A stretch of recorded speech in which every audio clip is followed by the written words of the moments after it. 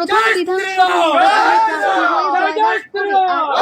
ধরে রাখতে পারলেন না মানবাজার বিধানসভার বিজেপির প্রার্থী ময়না মুর্মু। মানবাজার মহকুমা শাসকের কাছে জয়ের শংসাপত্র হাতে পেয়ে আবেগতাড়িত হয়ে পড়েন একেবারে সাধারণ কর্মী হিসেবে উঠে আসা ময়না মুর্মু। সোমবার জয়ের পর রিটার্নিং অফিসার ময়না মুর্মুর হাতে জয়ের শংসাপত্র তুলে দেন।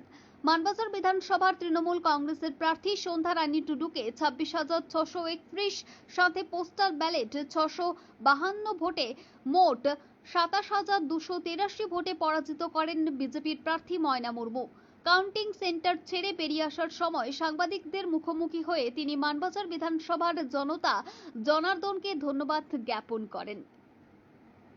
মানবাজার বিধানসভার প্রত্যেক জনতা জনার্দনকে এবং আমার ভারতীয় জনতা পার্টির প্রত্যেক লড়াকু সৈনিককে আমি আমার আন্তরিক এবং আমার নতমস্তকের প্রণাম জানাই। প্রত্যেককে যেভাবে ওনারা লড়াই করেছেন, যেভাবে আমাকে ভালোবাসা আশীর্বাদ দিয়েছেন, আমি প্রতিশ্রুতি নিচ্ছি যে আমি আমার মানবাজার বিধানসভার প্রত্যেকটা মানুষের জন্য আমি প্রতিনিয়ত তাদের কাজে তাদের সেবা করার জন্য আমি নিয়োজিত থাকবো।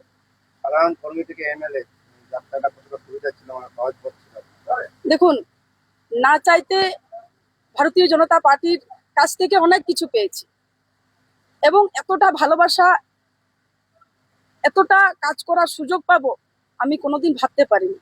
খুবই ভালো লাগছে। আমি মানুষের হয়ে কাজ করতে চাই, মানুষের পাশে থাকতে চাই, মানবাজার মানুষের সেবা করতে চাই। কর্মীদের কি বার্তা দেবেন আপনাদের, যারা কর্মী আছেন, যারা উচ্ছ্বাস দিচ্ছেন, কি বার্তা দেবেন আপনার? দেখুন, আমার মানবাজার বিধানসভার প্রত্যেকটা ভারতীয় জনতা পার্টির লড়াকু কার্যকর্তা যেভাবে চোখ রাঙানিকে অপেক্ষা করে আমরা মাঠে ময়দানে লড়াই করেছি এবং প্রত্যেকটা আমার ভারতীয় জনতা পার্টি সৈনিকগণ ভীষণভাবে পরিশ্রম করেছে, লড়াই করেছে, আমি প্রত্যেককেই তাদেরকে আন্তরিক শুভেচ্ছা, ধন্যবাদ এবং আমি নমস্কার জানাবো।